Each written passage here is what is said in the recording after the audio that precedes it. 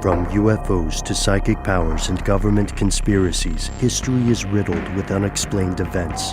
You can turn back now or learn the stuff they don't want you to know. A production of iHeartRadio.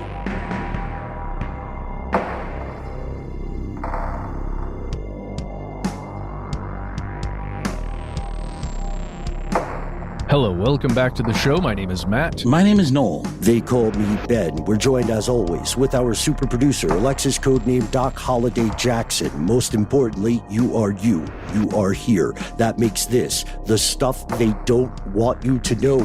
It is the top of the week. It's the evening where we like to explore what we call strange news. We're going to learn about some very grisly things today, some quite disturbing things. So for anybody listening along with the younglings and the kiddos, please know this following conversation may not be appropriate for all audiences. We're talking about ghoulish insurance scams, a mystery that is unraveling as we record, and we're talking about, I don't know, there's so much dark stuff today, guys, that I was thinking we could just say one piece of nice news at the very beginning. Is that okay? Very short. Oh, please. You got something nice? I got a nice thing. Okay. And this is sort of an apology to the good people of Worcester, because for a long time on multiple shows, we have joked about how it's an unfair... But how they're the Worcester? The Worcesters.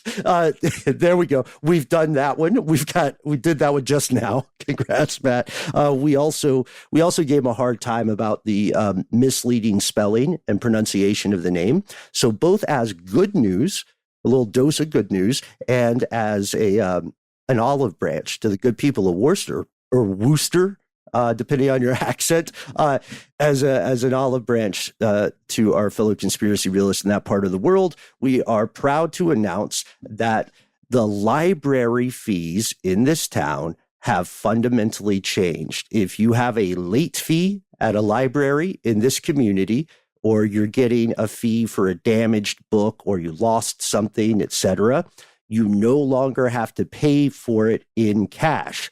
All you need to do, according to Boston.com, is bring a cute picture of a cat. Dang. Do you think they're going to adopt That's that same amazing policy at my video store? There's so many late fees. At Videodrome? Yeah, dude. I think I'm single-handedly keeping that place in business with my late fees. Because of your late fees? Yeah. I mean, Videodrome, okay, we could do an episode on Videodrome. It's awesome. It's also an incredibly fantastic David Cronenberg movie, but the thing we're so spoiled by streaming that we forget, you're on a schedule. You got to read these books, watch these movies in a reasonable time frame, not just whenever you feel like it. And Videodrome, named after the film, is a long-standing local rental institution, right? We love Videodrome here. I also am grateful, I think we all are, to their policy of giving you a discount on the late fees. They do that. I was about to say, that's awesome, Ben. I'm glad they do that. I thought I was special for a second, but how dare I think that? But you know what? When I get home from travels this evening, I'm going to watch both of them and return them to Sweet tomorrow. Maybe I'll bring a cat picture just for good measure. What do you think? Just do it. Yeah, just, grease the wheels a little bit. This is the kind of lobbying I like. The library there in Massachusetts is calling this program March Meowness. And it applies to all 7 branches of the library system. So please let us know if that worked for you, and you may have, you may join us on a future listener mail program. You also may have a spidey sense. We started with something so innocuous, so wholesome, and now we're like in the Willy Wonka boat in the chocolate factory. There's no earthly way of knowing.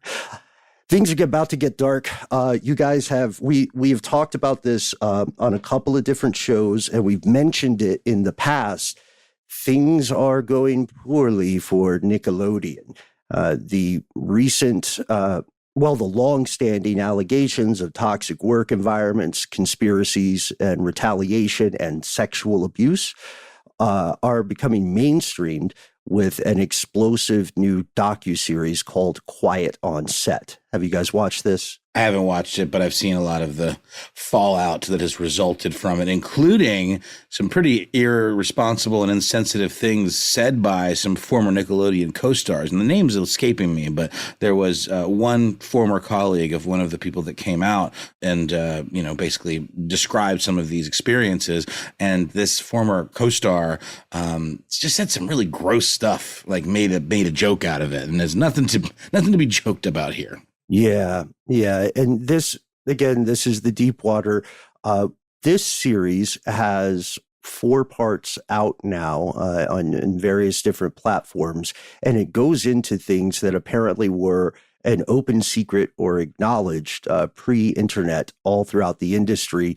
The name that you will hear most often associated with this is the producer, Dan Schneider, who was kind of the kingmaker at Nickelodeon for a long time. The allegations range widely. Here are some of the most explosive. These are coming to us from an article by Wesley Stenzel, writing for Entertainment Weekly. It's disturbing stuff. There was a production assistant on All That and a program called The Amanda Show in the early 2000s named Jesse Handy, who apparently was a self-proclaimed pedophile and was sending sexual pictures of him pleasuring himself to actors as young as 11. He had been arrested in April of 2003 after a tip, like an anonymous tip to the authorities, and police found over 10,000 images of erotic material, or what we call CSAM, child sexual abuse material. He was sentenced to prison in 2004. And this is one of the allegations, but only one. And it doesn't even touch on Dan Schneider. Before we go on, do we want to talk a little bit more about the allegations regarding Schneider? I mean, Noel in particular, we had been discussing this. We're hanging out with Gandhi on her show, Sauce on the Side. Yeah, and that episode may or may not be out yet, but do take a look. It was a really wide-ranging conversation that did venture into this territory. I just really quickly want to double back and say the person I was referring to was actor and musician Drake Bell, who was featured in the documentary. Yeah. One of his, he was in a show that was past my time. He was in All That, which was kind of part of my Nickelodeon upbringing, and The Amanda Show, as you mentioned. But some other Nickelodeon colleagues, stars of a show called Ned's Declassified, a guy named Devin Werkheiser, Lindsay Shaw, and Daniel Curtis Lee have a podcast, and they are the ones who said some pretty gnarly stuff, almost like victim blaming, kind of just gross things on their podcast and in a TikTok that they posted. But he had allegations against Brian Peck, who was a dialogue coach, is one of the dialogue names. Coach. Yeah. But no, I mean, as far as Schneider, that was grooming at the highest order, right?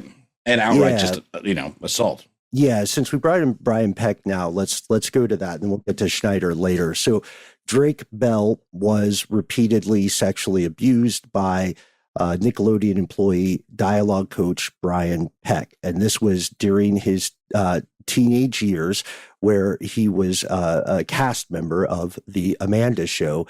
And we're not going to give you the full details of what was happening, but it appears that it was happening in it appears that it was happening in an open secret kind of way. We've talked about plausible deniability before. It appears that in this situation, the fig leaf of plausible deniability simply cannot be used or rationalized by other people in these productions. Peck was also convicted of child molestation in 2004. He pled no contest to some pretty gnarly and disturbing charges. And I didn't know you could plead no contest to things of that magnitude. I thought that was for traffic court, like, here's your money, but I wasn't speeding kind of stuff. I didn't know it could go to that level of just despicable crime. Yeah, I was also unaware. What were the years again, Ben, that this was happening? The years that this was happening were during the course of The Amanda Show. So the convictions for crimes of a similar nature didn't come about till 2004, but the Amanda Show itself ran from 1999 to 2002. Got it.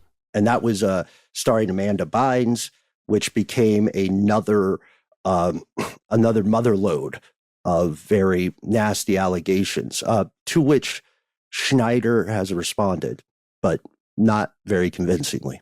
And if I'm not mistaken, Amanda Bynes went on to have some pretty public mental health issues that, were widely reported. And one can't help but wonder if that kind of thing that is related to things that she witnessed, while on set. I'm just conjecturing here. I don't know this for a fact, but it does seem like that is a common trope with child actors who have experienced difficult situations when they were very young. It can lead to difficulties later in life. And the allegations continue. There's also Ezell Channel, who was a Nickelodeon employee who worked at the company's Burbank lot. He was convicted of bringing in a minor, a young boy, to the lot and abusing him on site.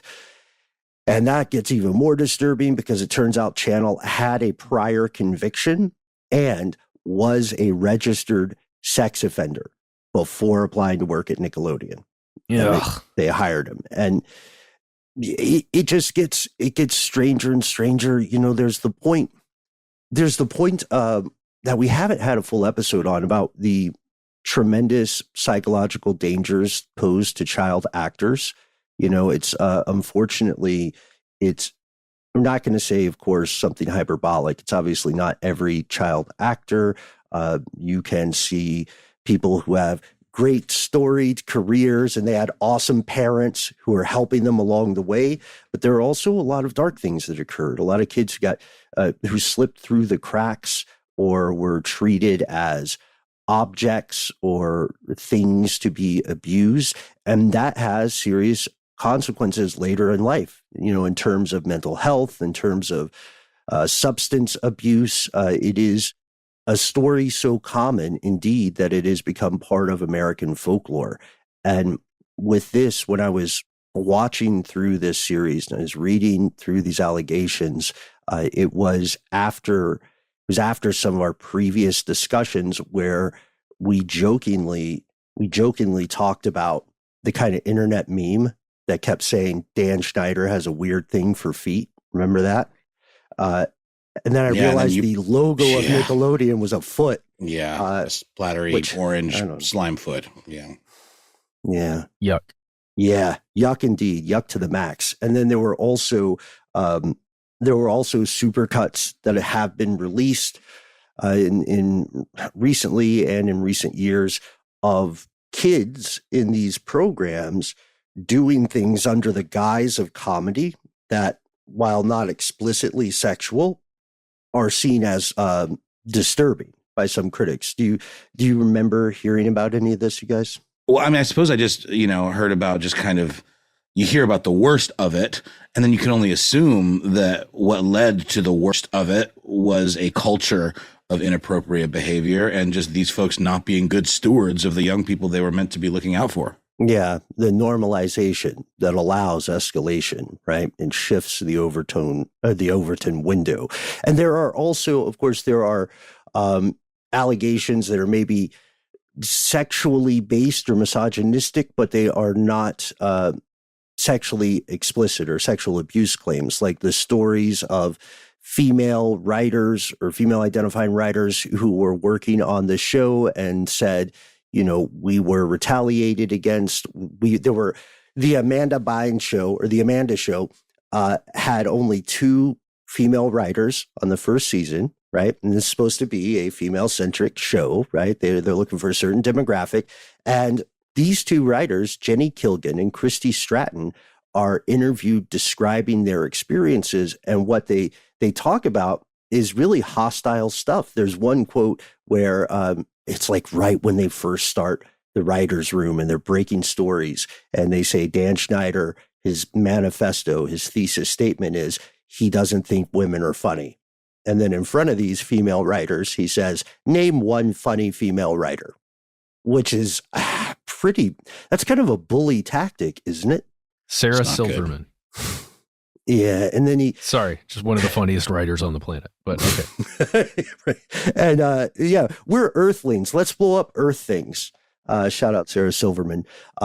He also goes on to like the accusations. Again, these are allegations against him. There hasn't been a big court conviction of stuff like this for Schneider, but apparently he would show female writers pornography on his computer. He would try to pressure people into giving him massages to get their sketches on the air. And these are the actual writers saying it. There was also dirty financial shenanigans going on, like splitting the pay that you were supposed to give to a single writer between two writers. So you could get like a buy one, get one free deal. And then in all fairness to Nickelodeon, Schneider left in 2018. It's 2024. And these things are like, these stories are still coming out. And I'm wondering, guys, do you think there's sand to this? Do you think there's credibility to this? Yes. Unfortunately. I mean, I haven't seen the things you've looked at, but it certainly sounds like it. I mean, I've certainly been aware of the story for a long time, and I grew up as a Nickelodeon kid, and so I suppose I had a vested interest. And unfortunately, it does feel all too real. Yeah, and this is where we pass the torch to you folks, fellow conspiracy realists, especially people who were in the demographic when you're watching shows during this time period. We want to hear from you. If you have any experience in the industry, tell us your take on these allegations. Tell us how deep, how far this might go. Was this an active conspiracy against these employees and these children? And you can always reach us, conspiracy@iHeartRadio.com. Say it along at home, 1-833-STDWYTK. We're going to take a pause for a word from our sponsors, and we'll be back with more strange news.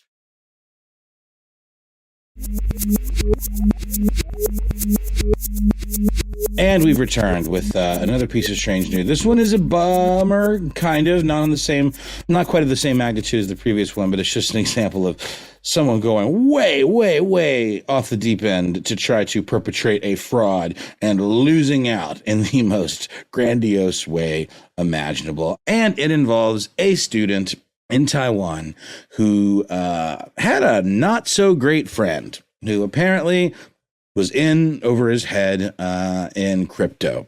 And the friend, known only in the press as Liao, apparently convinced his buddy Zhang to perpetrate an insurance fraud with him to help get him paid, because he, it would appear that this Zhang, had a soft spot in his heart for his buddy Liao, and Liao told him that he was being pursued by gangsters because of crypto debts that he had, which unclear as to whether that's the case or not. But whatever the case, it appears that the two hatched an elaborate insurance fraud scheme that involved not Liao, the person in debt, I guess taking one for the team, but rather Zhang. I can only imagine that they had agreed to split some of these insurance proceeds, but it was Zhang who agreed to amputate his own legs.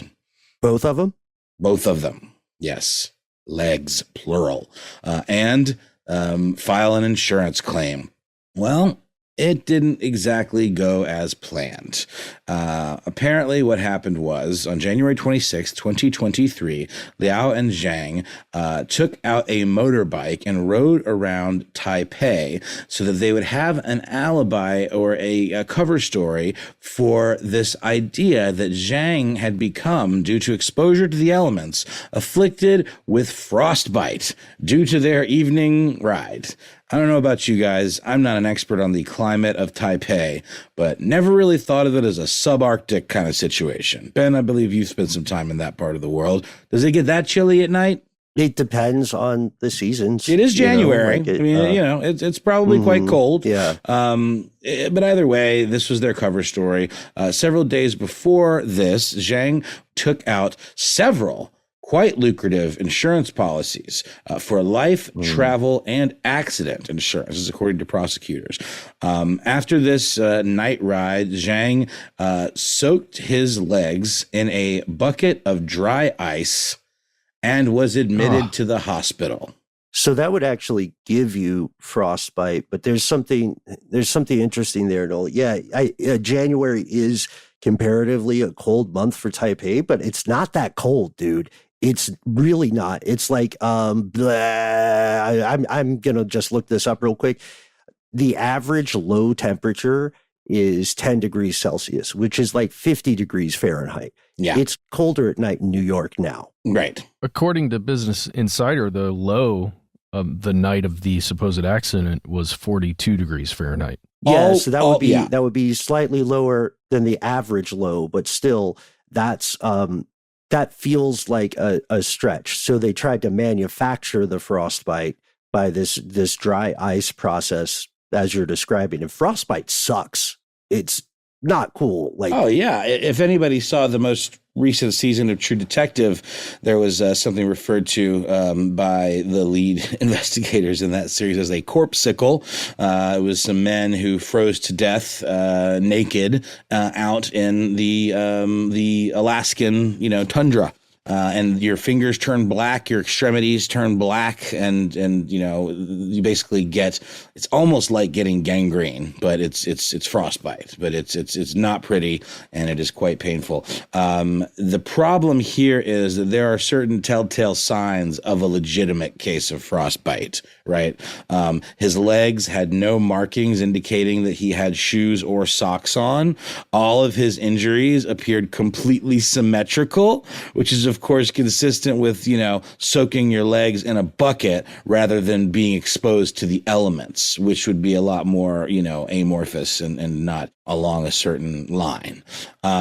To your point, Matt, the weather on January 26th was not anywhere near below freezing. It only got to around 42 degrees Fahrenheit, quite chilly.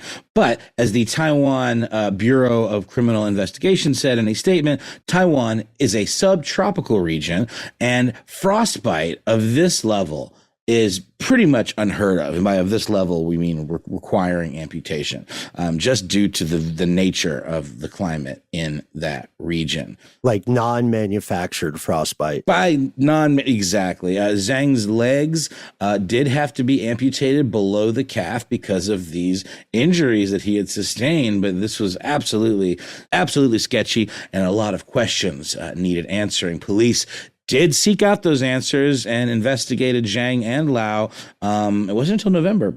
And with that much time having passed, you'd think the guys would have gotten rid of the evidence. But no, they found the plastic bucket that was used to freeze Zhang's feet.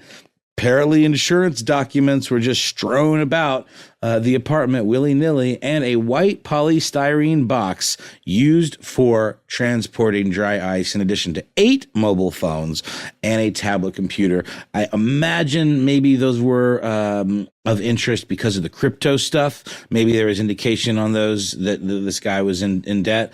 Liao and Zhang were arrested on January 17th and charged with fraud and aiding and abetting serious injury, according to the Bureau. And here's the kicker, why this story is a bummer. This is obviously idiotic behavior. The kicker? Yeah, the king. Sorry. No, my mistake. In poor taste. Accidental. This is obviously an example of some very idiotic behavior. No one likes being backed into a corner. No one likes being in debt. Whether or not there were gangsters or members of organized crime involved or not, it can feel very scary and like you're backed into a corner and you have nowhere to go. But this seems like a pretty harebrained scheme. And I can't believe Zhang wasn't even the one that was in debt, and he somehow talked his buddy into having his own legs amputated. The claim they filed was for upwards of American $1.5 million. They filed the claim and actually only received $7,200 from one of the insurers. And of course, now that money is going to have to be returned. And those legs ain't growing back, guys. Not with current medical technology. It would not seem so. I don't know. I can't exactly say I call this heartbreaking, but surely there are better ways to perpetrate an insurance fraud. Burn down a building or something. I don't know. It's just, I can only imagine they would have been, this one guy would have been absolutely terrified for his life, but there does seem to be a little sense in the reporting on this that he took his buddy for a ride. Yeah, there is a bit. I agree with you because you are the person who hit me to this story initially. We were sitting there when I discovered recently. it popped up on my phone. I think we both looked at it at the exact same time. It's just we're like, wow. Oh, okay.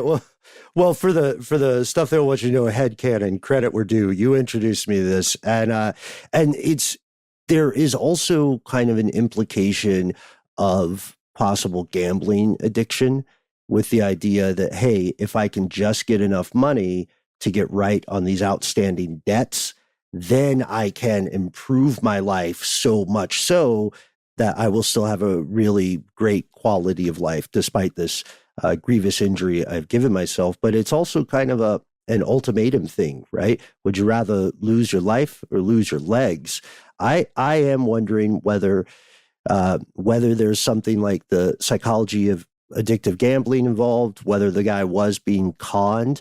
And I thought in one of the articles you posted from Business Insider by Matthew Lowe, there's an interesting larger global snapshot, I should say, of what they're calling opportunistic fraud. Like it's kind of a golden age, right? During the pandemic to commit insurance scams. Yeah. I was actually talking about this with friend of the show, Jordan Runtag, a little earlier. Why might that be?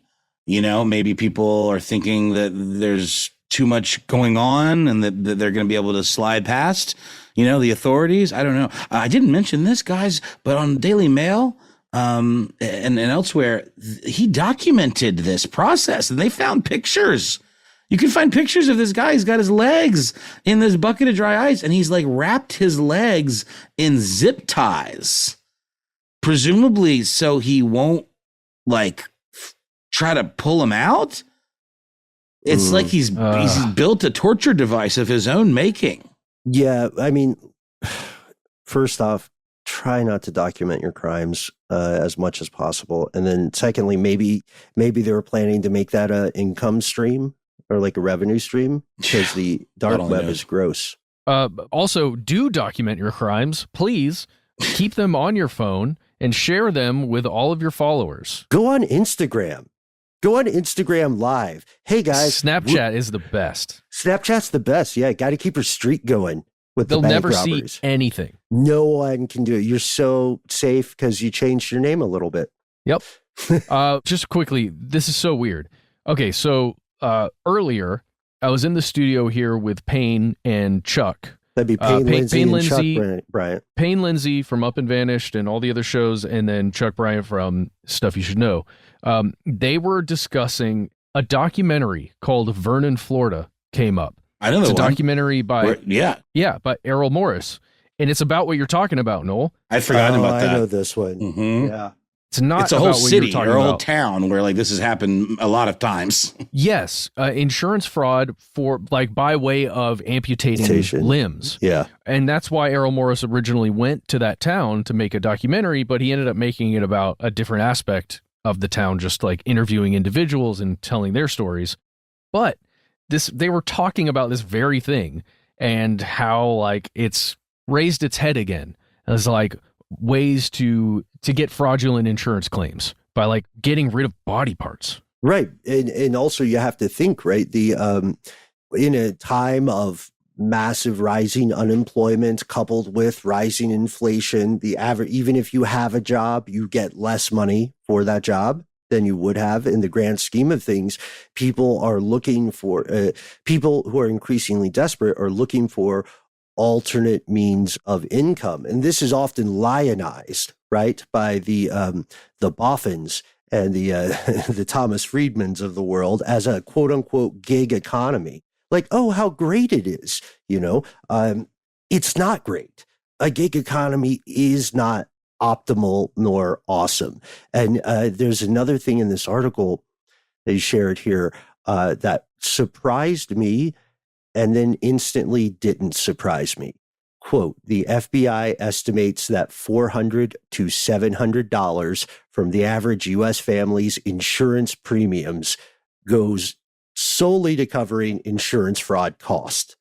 Is the problem then, like, is it the problem privatized insurance or like, how would you, I don't know. Do you guys think there's going to be more of this in the future?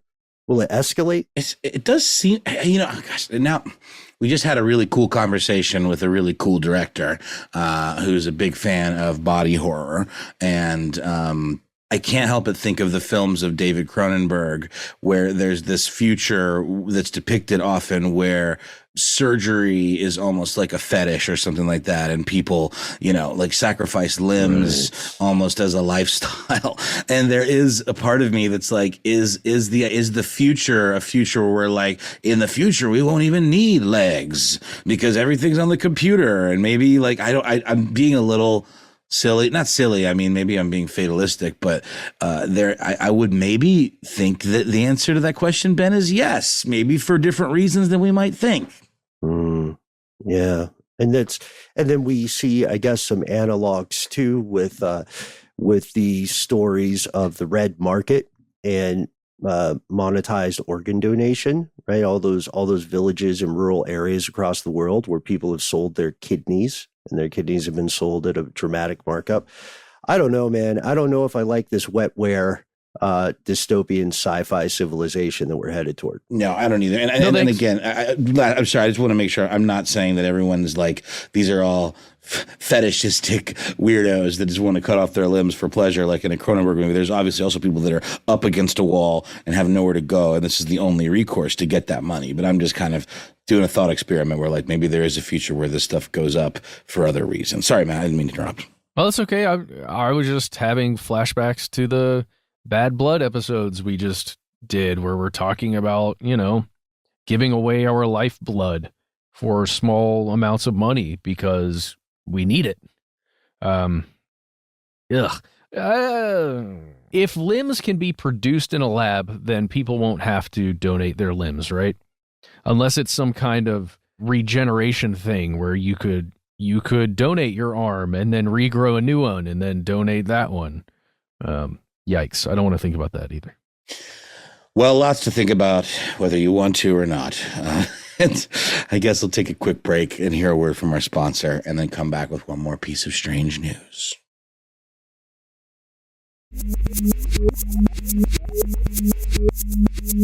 And we're back.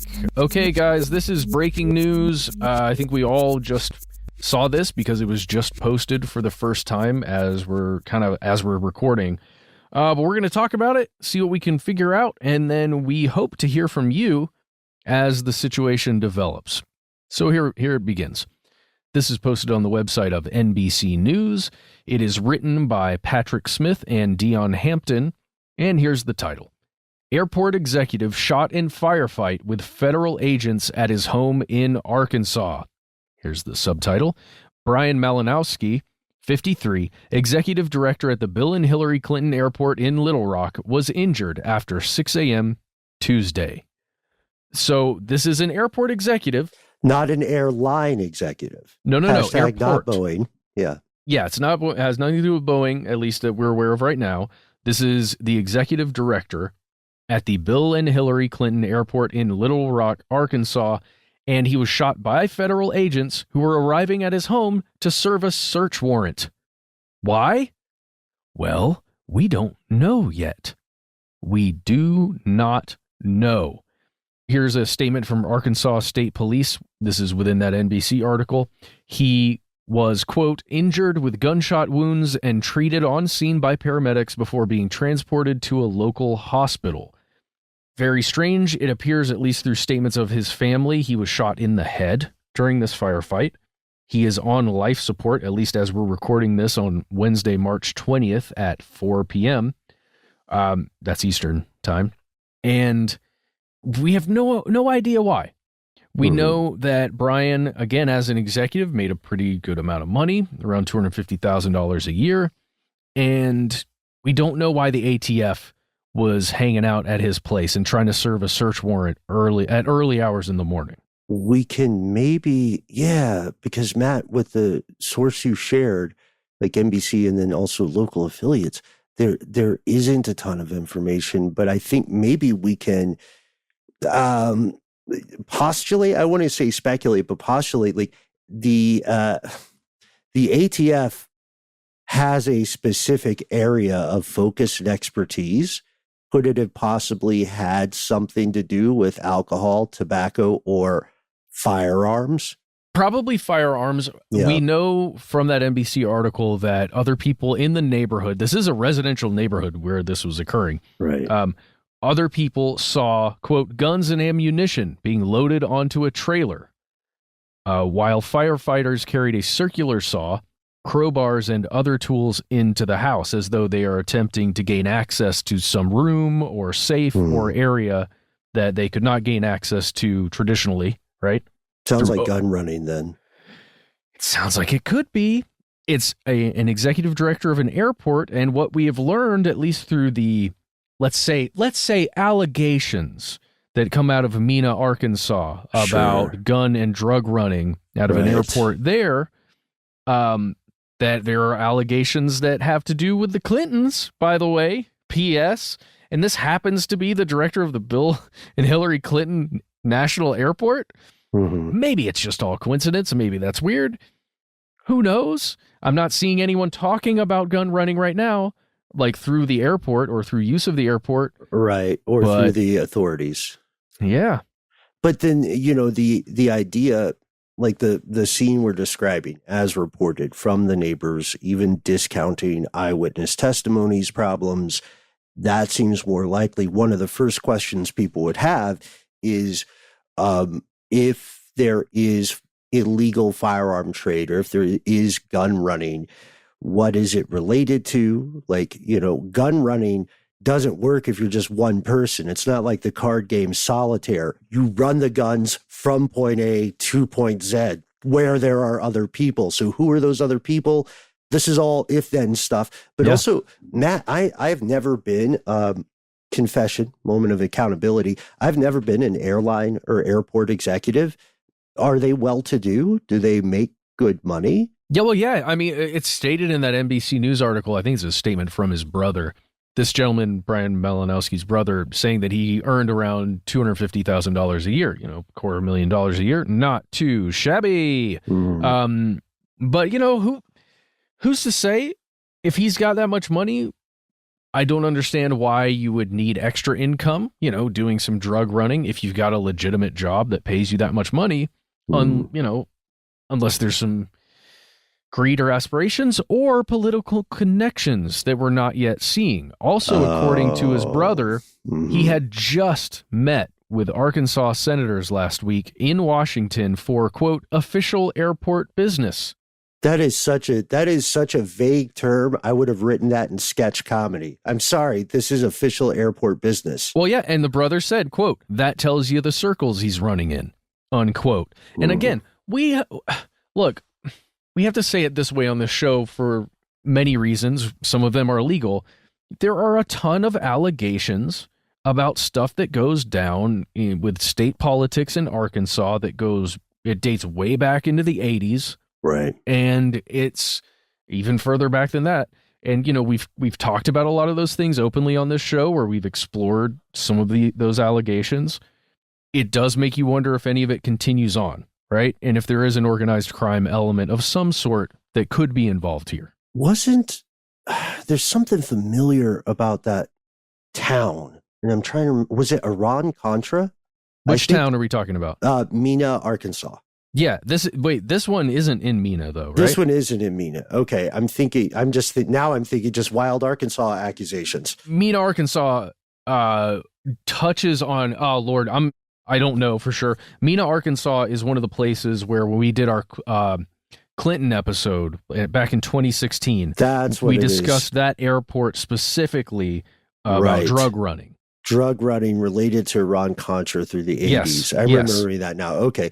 But also because for a certain demographic of people in the U.S., having the Clinton name attached to something immediately makes it super sus, right? Well, weirdly it does. Yeah. Even though it doesn't necessarily mean anything. It's just again, because of allegations of corruption within Arkansas and the state government. And because Bill Clinton was the head of the state government there for a while as governor. And then again, also because there was so much is the problem, and even knowing that some of that has to necessarily be political hit pieces because of the nature of American political discourse, there's a lot of smoke. That's all we can say. There's a lot of smoke from this time period. I don't know, man. I've never heard of an airport executive in the United States being in, as our pal Lauren would say, an actual facts shootout. That's not in their skill set nor their CV. Well, yeah. Like what's the implication exactly? There's some kind of secret life, like what would lead one occupying a position of such legitimacy and prominence to go this route? Well, yeah, according to some of the reporting and some of the statements, Brian Malinowski did collect guns, like weapons. Perhaps some of those were caught up in some kind of investigation and the ATF was coming to search the home. We don't know. This is all speculation on my part. Maybe that's why they showed up for this with the search warrant. Maybe it has something to do with something Little Rock Public Radio, or it's Little Rock, Arkansas's NPR station, reported on about this weird property dispute that was happening with Brian Malinowski and a neighbor. That's really, it's too much to even talk about right now. It has to do with a mailbox that Brian Malinowski was like, this is on my property. And then there's a winding maze of strange things that occurred. And at the end, Brian Malinowski failed to get this mailbox removed from what he says was his property. You can look that up. It's titled Airport Director Involved in Shootout, Previously at Center of Property Dispute. It's on ualrpublicradio.org. Nice. I was looking at some of the local sources here, but I want to, because as you said at the top, Matt, we, the public, do not have a ton of information about the mechanics of this event. I think we can safely say, though, that any rational actor getting into a shootout, a home game shootout, with something on the level of the ATF, they have to know that's a suicide run. Like, you don't walk out of that. No. Yeah. So in that case, what would it have been that could make this guy do that suicide run? That's what I'm wondering. Like, is this like a setup of some kind? Is this a distraction from something else that's going on with this guy? Did he get over his head with somebody? Like, it just seems like Secret Life kind of stuff to me. It's wild. If it's true what Matthew Malinowski's saying, that's the brother of the victim here, and Brian did meet with, quote, Arkansas senators last week in Washington for, quote, official airport business. I would love to know the minutes of that meeting, or at least the general nature of that discussion. Just perhaps. The tenor of the discussion. Yeah. If not the minutes, the seconds. I like that. Yeah. It's like the conversation between Uncle G and Uncle Joe, right? Where they're just saying, hey, have a good one. We're like, if you read just the minutes of those guys' conversations, it would seem relatively innocuous because you're missing so much in tone. But you're right. This is the information that we would need to figure out what happened. And we can't forget, there's a family that's had their lives horrifically upended. And regardless of what we conclude about this, or what we're all thinking as we're hearing this story, we have to remember that there are human beings affected by this who are most likely innocent and uninvolved in whatever the hell is going on or was going on with Malinowski. Well, yeah, and we have to state, maybe Brian Malinowski was surprised by armed men showing up at his house, right, and he just defended his home and himself and anybody else who's in the house, and he didn't know. I mean, Arkansas does strike me as a bit of a stand your ground kind of situation, perhaps. Yeah. Well, that's why people have firearms in their home. That's true. No, that's true. Break-ins and violence do occur. I also wonder, like, it feels like there are some more official statements maybe that should be on the way. I can only assume. And he was also, because he would have been competent with a firearm because he's an enthusiast and a collector. So surely that means he goes to the range and doesn't let his skills atrophy. Were there any ATF wounds or injuries? Yeah, one ATF officer was, I guess, shot or wounded, but in non-critical condition, was taken to the hospital. Okay. Guys, I don't know what else there is to say here. We've done so much speculation already, simply because this is such a new story. Sure. We cannot wait to hear what you find as you're listening to this, and maybe new stuff has come out. Write to us. Let us know details. We can't wait to hear from you. Yes, and we have one thing to add. This is a this is a special message for my pal Jack, for our pal Jack over at the Daily Zeitgeist, and for our fellow conspiracy realists who have been checking out the Havana syndrome. There's a new update. Jack is going to love this. We were going back and forth on Twitter about this. There is a new study that has been conducted over the course of 5 years that finds there are no brain injuries among Havana syndrome patients. So, really? I know, right? That's the sound our pals are making on the West Coast right now. But yes, as you said, Matt, let us know what is going on with all of the stuff we discussed in Strange News this evening. Is Havana syndrome psychosomatic, attic insane? Is breathe the pressure. Sorry. Well, guys, on that note, for real, I've been getting terrible sleep for the past 4 nights, and I've woken up at 3 a.m.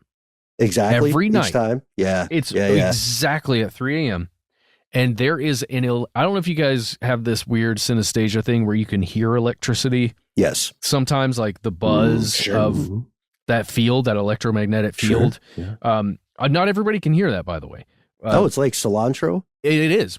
Seriously. Asparagus, Pete. But I wake up at 3 a.m. and I hear this super high-pitched electrical sound is the only way I can describe it. So then I actually did some recordings at the house to be like, what the heck is this thing? Yeah. And it is, you can see it in the upper levels of frequency that you guys know Adobe Audition. Right. It will show you that upper echelon. If you look at the spectral vision. Yeah. There is something penetrating my house, boys. Can you send it? I would love to dig into that off air. I think I'm gonna save it, put it on some hard drives, back it up a couple times, and then hide it in various places so the authorities can find it. Good. All right. So no further comments publicly, right? Yeah.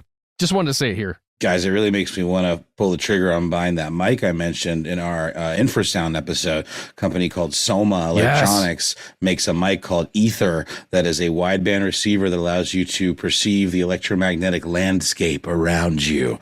It's an anti-radio, and it picks up nothing but that interference that other mics are designed to filter out. We need a reason to hang out at my place. Bring it over. I'm going to do it. I'm ordering it right now. So much room for activities. Also, I'm with you there, Matt. As everybody knows, I do not practice normal human sleep patterns, and I've had some weird stuff going on too. So if we ever sound a little loopy, that's part of it, and we're keeping it as part of the show. Folks, do be safe out there. Also, let us know what you think about the rise in potential opportunistic fraud, as the insurance industry is calling it, and also, please, not blowing smoke. Let us know what your take on the dark side of Nickelodeon allegations is. And let us know how far, how deep you believe this may go. Is there a cover-up? Is it active? What else does it tell us about the darker side of entertainment in Hollywood? We want to hear all this and more, especially leads on new topics you think your fellow conspiracy realists will enjoy. We try to be easy to find online. That's right. You can find us at the handle Conspiracy Stuff, where we exist on YouTube, where we have videos rolling out every single week, on X, FKA Twitter, and on Facebook, where you can join our Facebook group. Here's where it gets crazy. On Instagram and TikTok, we are Conspiracy Stuff Show. Hey, do you like to leave voice messages? I know you do. Call 1-833-STDWYTK. When you call in, you've got 3 minutes. Give yourself a cool nickname and let us know if we can use your name and message on the air. If you've got more to say than could fit in that 3 minutes, why not instead send us a good old-fashioned email? We are the folks who read every single email we get. And be careful. Sometimes the void writes back 24 hours a day, 7 days a week, or I should say 24 hours a night, 7 days a week. take the sun down a notch. We can't wait to see your links, to see your pictures, hear audio you want to send us. All you have to do is drop us a line, conspiracy@iHeartRadio.com.